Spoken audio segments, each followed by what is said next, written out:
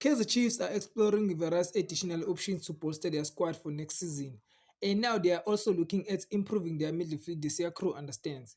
Insiders at the club have indicated the Chiefs have renewed their interest in a Europe-based player. As previously reported by Sokala Duma, Amakhosi had already shown interest in signing Kheli Vicente players Pepelo Yaya Sitole, the source stated. Now, sources at Chiefs with reliable information have indicated the Sitole is back on their radar, the source further elaborated. The coach has apparently noticed that signing players from rival teams locally is very difficult, and that's why they want to see if they can get players from outside South Africa. The club is still to get players they need locally, but if they can't, then they will go outside the country, and that's why they have reignited their interest in Yaya. They believe he can complement the team very well with the current midfielders of Gaston Sereno, Mdu Shabalala, Ox Mthetho, Thabo Cele, Yusuf Mat, and even Edson Castillo.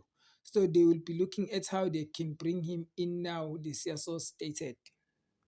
A second source stated that to accommodate Sitole, Amakhosi are considering releasing midfielders.